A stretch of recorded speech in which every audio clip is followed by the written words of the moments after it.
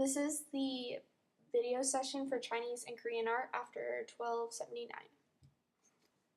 Okay, so China is very vast and it's varied topographically and climatically. So lots of different weather and lots of different landscape going on. And it has a long history with many different rulers and emperors. That's why there's so many different dynasties. When you think of China, you think of all the different dynasties there are. The first little part that we talk about in our chapter is the Mongol invasions, and the leader of those were Kublai Khan, which you might have heard of, and he founded the Yuan dynasty. I apologize if I pronounce these words wrong. But the lasting effects of this basically were that the Mongol invasions caused the Chinese artists to search for outlets to let them express Chinese culture because there was this mixing of the two cultures, the Mongols and the Chinese. Okay, as I said before, the Yuan dynasty was founded by Kublai Khan in 1279, and many Mongols were given government positions during this time. The other thing that happened during this time were the literati, painters, and artists came about, and these artists tried to distinguish themselves from those artists who were painting for commission. They were painting for profit and painting for the court. So literati painters painted more for themselves, and they focused on self-expression and kind of expressing this Chinese culture that had been put down by the Mongols. They favored subtle color and landscape paintings.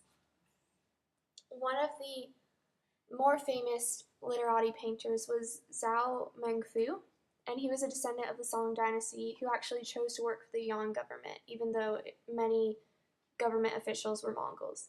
He was a skilled artist, and he was known for his painting autumn colors on the Qiao and Ha mountains, which was painted with a similar style to the Tang dynasty, but it showed this nostalgia for China's past, and it showed this longing for the Chinese culture. Also, Marco Polo was around during this time, and so trade increased between Europe and Asia.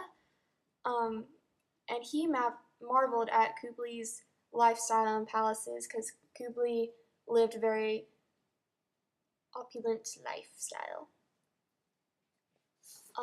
There was also Wu Zhen, who was a hermit who painted for smaller audiences. He was known for stalks of bamboo by a rock, which demonstrates the use of bamboo in art at that time. I believe the picture we have is not stalks of bamboo by a rock, but it is by Wu Zhen. There was also porcelain that was pretty big, and it started to come about during the Yuan period. It becomes more prevalent in the Ming dynasty, but porcelain is made from a fine white clay called kaolin, mixed with ground patunci. Also, as you can see on this porcelain vase, that dragons and phoenixes were increasing in popularity, especially with this porcelain. And then we come to the Ming dynasty, which was founded by uneducated peasants, and it lasted nearly 300 years. And the civil service exams, which had not occurred during the Yuan dynasty, were reinstated. Scholars and government also remained separate. So an example of Ming court taste would be hundreds of birds admiring peacocks, which is this colorful painting you can see here. It was painted by Yin Hong on silk, and it shows the birds and flower genre. The Z style was also popular during this time period, and this influenced Korean and Japanese painters especially. An example would be returning home late from a spring outing.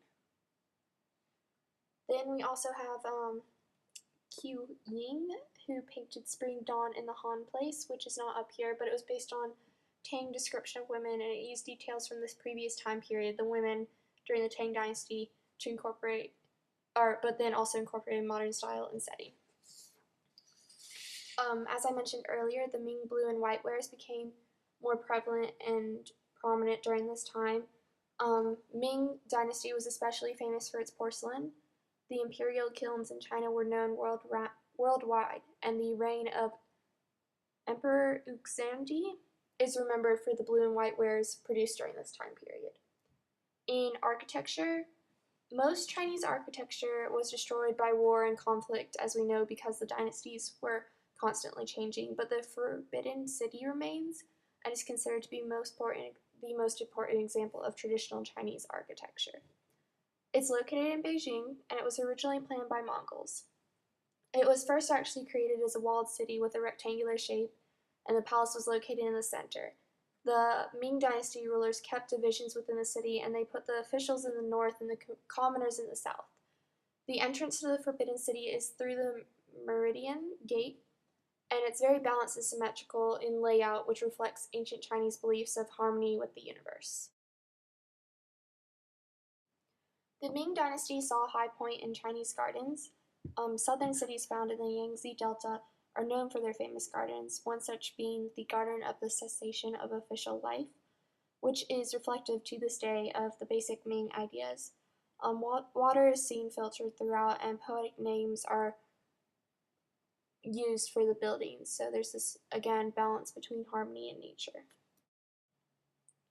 Also, to point out, the southern cities continue to focus on this trend of literati painting, and one major literati from the time was Shen Zhao.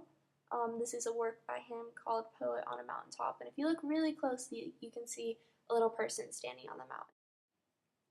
Okay, the 16th and 17th centuries are known for Chinese furniture.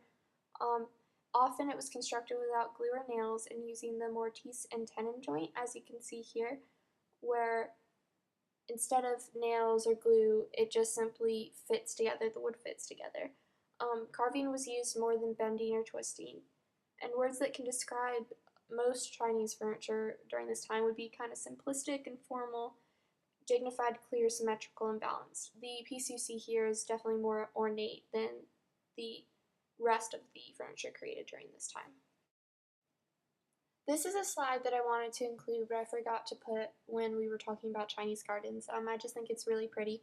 It's a sculpture that was seen in a Chinese garden, as you can see here, obviously, by reading about it. But also, there's this pavilion that you can see, and a little indoor place. So you can see that they built, this wasn't just your average garden. It wasn't a garden with like fruits and vegetables. There was plenty of buildings and architecture seen within the gardens.